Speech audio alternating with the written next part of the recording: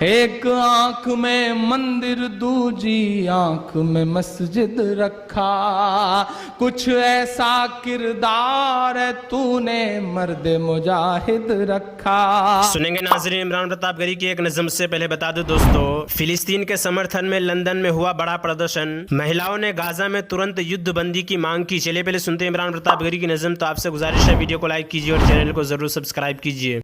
اور ہم جنہوں نے قربانیاں دی وہ انہیں لگتا ہے کہ ٹھیک ہے کون دکھاوا کرے، دکھاؤ۔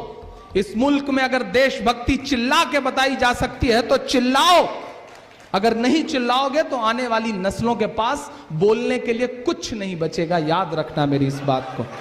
میں نظم پڑھتا ہوں اور آپ سے دعائیں مانگتا ہوں کہ اے شیر میسور تمہاری شان زندہ باد ٹیپو سلطان، زندہ باد ٹیپو سلطان، زندہ باد۔ اے شیر میسور تمہاری شان زندہ باد ٹیپو سلطان، زندہ باد ٹیپو سلطان، زندہ باد۔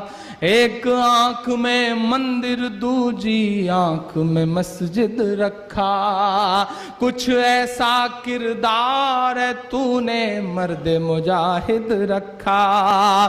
ایک جیسے تھے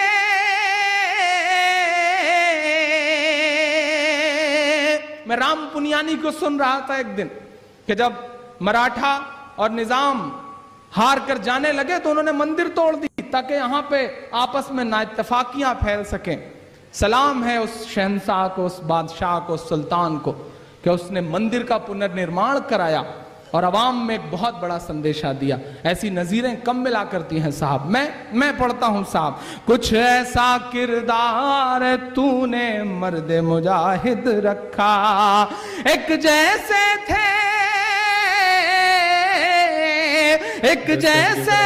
ہندو مسلمان، زندہ باد ٹیپو سلطان، زندہ باد ٹیپو سلطان، زندہ باد۔ اے شیر میسور تمہاری شان زندہ باد ٹیپو سلطان، زندہ باد ٹیپو سلطان، زندہ باد۔ بہت شکریہ کہ پہلے میسائل مین تجھے دل سے سلام ہے میرا۔ اگلا جو مصرع ہے اس مصرع کے احساس تک پہنچیے گا تو ایک ایک ہاتھ کو قسم ہے کوئی خاموش نہ رہے۔ میں پڑھتا ہوں، پہنچائیے اپنی تالیوں کا شور ہندوستان کی فضاؤں میں تاکہ ہندوستان جانے اس سچائی کو۔ میں پڑھتا ہوں صاحب کہ پہلے میسائل مین تجھے دل سے سلام ہے میرا۔ قافیہ کی داد چاہتا ہوں کہ پہلے میسائل مین تجھے دل سے سلام ہے میرا۔ اے ٹیپو تو ہی پہلا عبدالکلام ہے میرا۔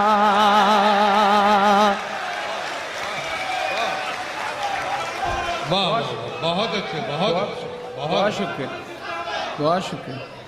دوستو عمران پرتاپ گری کی نظم سننے کے بعد آپ اپنی رائے میں کیا کہنا چاہتے ہیں وہ نیچے کمنٹ باکس میں ضرور بتائیں۔ حضرت ابو امامہ باہلی رضی اللہ عنہ روایت کرتے ہیں کہ میں نے رسول اللہ صلی اللہ علیہ وسلم کو یہ ارشاد فرماتے ہوئے سنا، قرآن پڑھو کیونکہ یہ قیامت کے دن اپنے پڑھنے والے کا سفارش بن کر آئے گا۔ سورہ بقرہ اور سورہ آل عمران جو دونوں صورتیں ہیں خاص طور سے پڑھا کرو کیونکہ یہ قیامت کے دن اپنے پڑھنے والوں کے اپنے سایہ میں لیے اس طرح آئیں گے جیسے وہ ابر کے دو ٹکڑے ہوں یا دو سائبان ہوں یا قطار باندھے پرندے کے دو گول ہوں۔ یہ دونوں اپنے پڑھنے والوں کے لیے سفارش کرے گی۔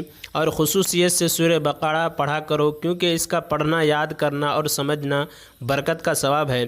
اس کا چھونا چھوڑ دینا محرومی کی بات ہے اور اس صورت سے غلط قسم کے لوگ فائدہ نہیں اٹھا سکتے۔ معاویہ بن سلام رحمۃ اللہ علیہ کہتے ہیں کہ مجھے یہ بات پہنچی ہے کہ غلط قسم کے لوگوں سے مراد جادوگر ہیں، یعنی سورہ بقرہ کی تلاوت کا معمول رکھنے والے پر کبھی کسی جادوگر کا جادو نہیں چلے گا۔ حضرت ابو ہریرہ رضی اللہ عنہ روایت کرتے ہیں کہ میں نے رسول اللہ صلی اللہ علیہ وسلم کو ارشاد فرماتے ہوئے سنا، کوئی بندہ جب گناہ کر لیتا ہے پھر نادم ہو کر کہتا ہے کہ میرے رب میں تو گناہ کر بیٹھا، اب آپ مجھے معاف فرما دیجئے، تو اللہ تعالیٰ فرشتوں کے سامنے فرماتے ہیں کہ کیا میرا بندہ یہ جانتا ہے کہ اس کا کوئی رب ہے جو گناہوں کو معاف کرتا ہے اور ان پر پکڑ بھی کر سکتا ہے؟ سن لو، میں نے اپنے بندے کی مغفرت کر دی۔ پھر وہ بندہ جب تک اللہ تعالیٰ چاہے گناہ سے روکا رہتا ہے، پھر کوئی گناہ کر بیٹھتا ہے تو نادم ہو کر کہتا ہے میرے رب میں نے ایک اور گناہ کر بیٹھا، آپ اس کو بھی معاف کر دیجئے، تو اللہ تعالیٰ فرشتوں سے فرماتے ہیں کیا میرا بندہ جانتا ہے کہ اس کا کوئی رب ہے جو گناہ معاف کرتا ہے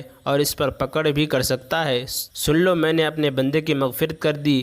پھر وہ بندہ جب تک اللہ تعالیٰ چاہے گناہ سے روکا رہتا ہے، اس کے بعد پھر کوئی گناہ کر بیٹھتا ہے تو نادم ہو کر کہتا ہے میرے رب میں تو ایک اور گناہ کر بیٹھا، آپ اس کو بھی معاف فرما دیجئے، تو اللہ تعالیٰ فرشتوں سے فرماتے ہیں کیا میرا بندہ یہ جانتا ہے کہ اس کا کوئی رب ہے جو گناہ معاف کرتا ہے اور اس پر پکڑ بھی کر سکتا ہے؟ سن لو، میں نے اپنے بندے کی مغفرت کر دی، بندہ جو چاہے کرے، یعنی ہر گناہ کے بعد توبہ کرتا رہے، اس کی توبہ قبول کرتا رہوں گا۔ حضرت ام اسماء اوسیہ رضی اللہ عنہما روایت کرتی ہیں کہ رسول اللہ صلی اللہ علیہ وسلم نے ارشاد فرمایا کوئی مسلمان گناہ کرتا ہے تو فرشتہ اس کے گناہ لکھنے پر مقرر ہے، وہ اس گناہ کو لکھنے سے 3 گھڑی یعنی کچھ دیر کے لیے ٹھہر جاتا ہے، اگر اس نے ان 3 گھڑیوں کے دوران کسی وقت بھی اللہ تعالیٰ سے اپنے اس گناہ کی معافی مانگ لے تو وہ فرشتہ آخرت میں اسے اس گناہ پر مطمئن نہیں کرے گا اور نہ قیامت کے دن اس گناہ پر اسے عذاب دیا جائے گا۔ حضرت ابو امامہ باہلی رضی اللہ عنہ روایت کرتے ہیں کہ رسول اللہ صلی اللہ علیہ وسلم نے ارشاد فرمایا یقیناً بائیں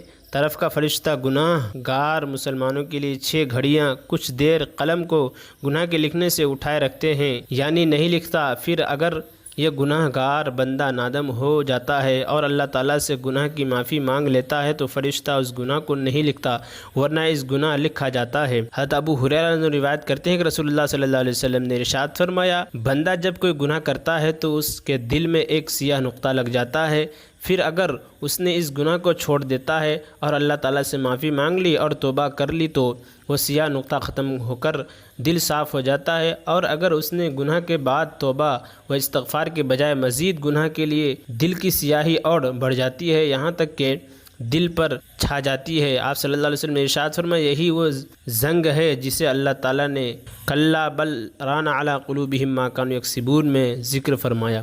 اور عمران پرتاپ گڑھی سے جڑی خبروں اور نظموں کے لیے ہمارے اس چینل کو ضرور سبسکرائب کریں۔ ملتے ہیں کسی اور ویڈیو میں سے نئی نظم اور نئی خبروں کے ساتھ، تو جب تک کے لیے دیجیے مجھے اجازت اور رکھیے اپنا خیال۔ آپ دیکھ رہے تھے IR مشاہرہ میڈیا اور میں آپ کے ساتھ محمد ثاقب۔ السلام علیکم ورحمۃ اللہ وبرکاتہ۔